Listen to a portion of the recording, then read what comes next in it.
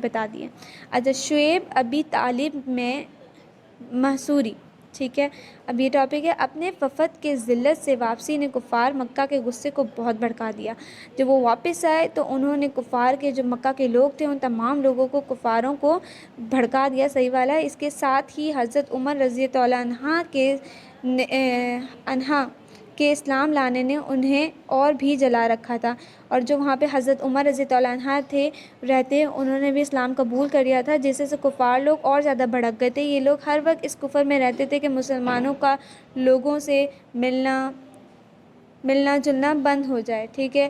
جو وہ لوگ چاہتے تھے جو یہاں کے لوگ ہیں وہ مسلمانوں سے ملنا جلنا چھوڑ دیں اور اسلام کا چراغ بجھ جائے، اور تمام جو اسلام پھیلا جا رہا ہے وہ وہاں کا چراغ وہاں کا بجھا دیں چراغ، ٹھیک ہے۔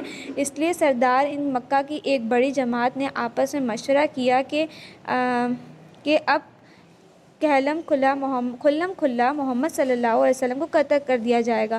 تو انہوں نے آپس میں ایک منصوبہ بنایا، مکہ کے جو کفار لوگ تھے انہوں نے آپس میں منصوبہ بنایا کہ حضرت محمد صلی اللہ علیہ وسلم کا کھلم کھلا ہم لوگ کیا کر دیں گے، قتل کر دیں گے۔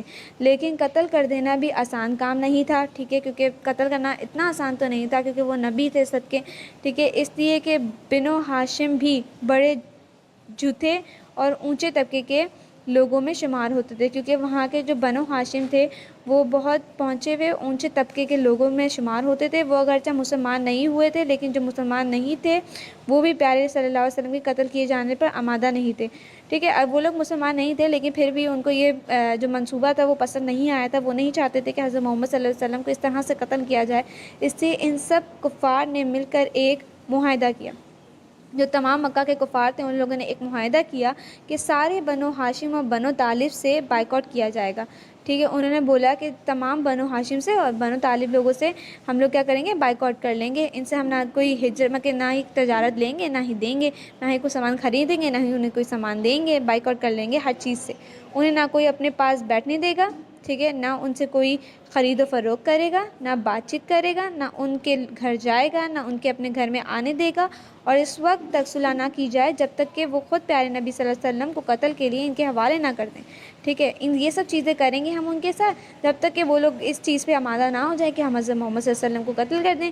یہ معاہدہ صرف زبانی گفتگو پر ختم نہیں ہوا بلکہ یکم محرم الحرام 7 نبی کو ایک معاہدہ تحریری صورت میں لکھا کر بیت اللہ میں لٹکا دیا گیا تاکہ ہر شخص اس کا احترام کرے اور اسے پورا کرنے کی کوشش کرے۔ اس معاہدے کی وجہ سے 3 برس تک یہ حضرت 2 پہاڑوں کے درمیان ایک گھٹی ابی طالب بھی نظر بند رہے، نہ کوئی ان سے مل سکتا تھا، نہ یہ کسی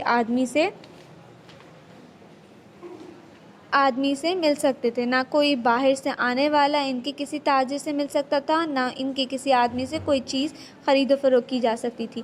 اگر کوئی شخص باہر نکلتا تو پیٹا جاتا اور کسی سے ضرورت کا اظہار کرتا تو صاف جواب پاتا۔ معمولی سا سامان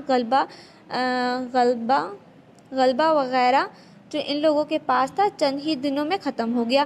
آخر فاقوں پر فاقے گزرنے لگے، ٹھیک ہے، مسلمان فاقوں پر فاقے گزارنے لگے کیونکہ ان سے کوئی کر نہیں رہا تھا، خرید و فروخت نہیں کر رہا تھا۔ جو وہاں کے ہاشم لوگ تھے، ٹھیک ہے، ان سے بھی بائیکاٹ کر لیا، وہ لوگ بھی ایسے گزارے کر رہے تھے فاقوں پہ کیونکہ وہ لوگ خرید و فروخت بند کر چکے تھے۔ بچے اور عورتیں بھوک سے بے تاب ہو کر روتے اور چلاتے، ان کے اعضاء کو اپنی بھوک اور تکالیف سے زیادہ ان بچوں کی تکالیف ستائیں۔ 3 برس بعد اللہ تعالیٰ کے فضل و کرم سے وہ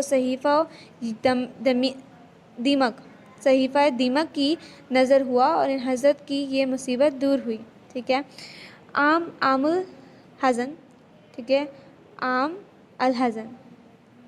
جب پیارے نبی صلی اللہ علیہ وسلم شب ابی طالب سے نکلے تو اعلان نبوت کا 10واں سال شروع ہوا تھا، ٹھیک ہے۔ حضرت محمد صلی اللہ علیہ وسلم کو جو نبوت حاصل ہوئی اس کے ٹھیک 10 سال بعد یہ اعلان ہوا تھا۔ ہونا تو یہ چاہیے تھا کہ اس معجزے کے بعد مسلمانوں کے ساتھ قریش کی طرف سے رعایت اور نرمی کا برتاؤ ہوتا، لیکن مسلمانوں اور پیارے نبی صلی اللہ علیہ وسلم کے مصائب اور زیادہ بڑھ گئے، ٹھیک ہے۔ اس کے بعد اور زیادہ جو مصائب تکالیف تھی جو وہ سب کیا تھیں وہ بڑھ گئی تھیں۔ دوسری طرف پے در پہ پیارے نبی صلی اللہ علیہ وسلم پر ایسے حالات پیش آئے کہ ان تکلیفوں اور مشقتوں میں اور اضافہ ہو گیا۔ رجب کے مہینے میں شفیق چچا ابو طالب کا انتقال ہو گیا۔ ابو طالب کے فوت ہوتے ہی کفار مکہ کی ہمتیں بڑھ گئی۔ ابو طالب ایک بااثر اور بنی ہاشم کے ایسے سردار تھے جن کا سب لحاظ کرتے تھے۔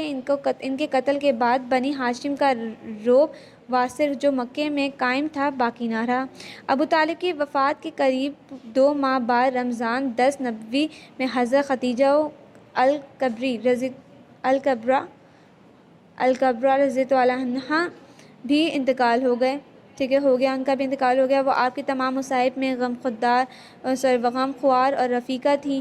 آپ کو حضرت خدیجہ رضی اللہ عنہا سے بڑی محبت بھی تھی۔ سب سے پہلے وہی آپ پر ایمان لائی تھیں۔ انہوں نے ہمیشہ آپ کی ہمت باندھی اور مصیبتوں میں آپ کو تسلی دی۔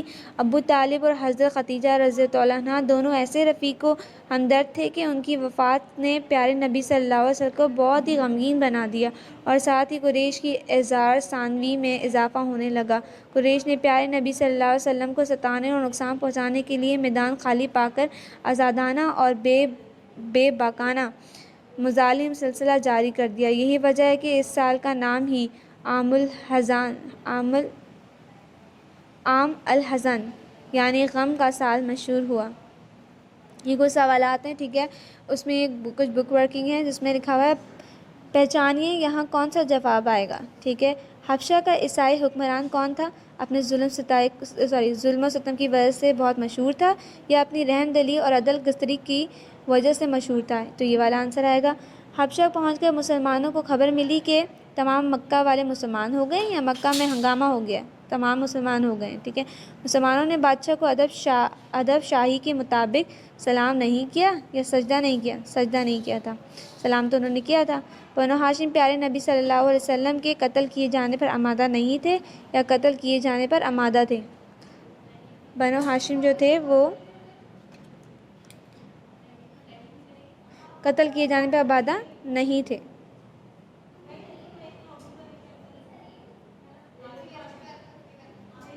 ٹھیک ہے۔ اعلان نبوت کے 10ویں سال پیارے نبی صلی اللہ علیہ وسلم کے چچا ابو لہب کا انتقال ہو گیا تھا یا ابو طالب کا انتقال ہو گیا تھا؟ ابو طالب کا انتقال ہو گیا تھا۔ بتائیے یہ جملے کس نے کہے؟ اے بادشاہ، ہماری قوم کے چند بیوقوف لڑکے اپنے قدیمی دین کو چھوڑ کر ایک نئے دین میں داخل ہو گئے ہیں۔ کس نے دیا تھا؟ وفد نے کہا تھا، جو کفر تھا، ٹھیک ہے، کفار تھا۔ اے بادشاہ، ہم لوگ جہالت میں پڑے ہوئے تھے۔ کس نے کہا تھا؟ حضرت جعفر رضی اللہ عنہ نے کہا تھا۔ جو تمہیں ستائے اسے تعاون دینا پڑے گا۔ کیا دینا پڑے گا؟ نجاشی، ٹھیک ہے۔ اور نیچے کچھ عربی الفاظ اور ان کے معافی دیے گئے ہیں، آپ انہیں پہچان کر عربی لفظ کے سامنے درست معنی لکھیں۔ اچھا، تو یہ کچھ ورڈز دیے گئے ہیں، یہ آپ کو ایکسرسائز نہیں کروائی گئی، اسے بھی کینسل کر دیں، ٹھیک ہے۔ یہ آپ کو ایکسرسائز نہیں کرنی ہے، بس یہ اور یہ کرنی ہے۔ اوکے، اللہ حافظ کلاس، اپنا خیال رکھیے گا۔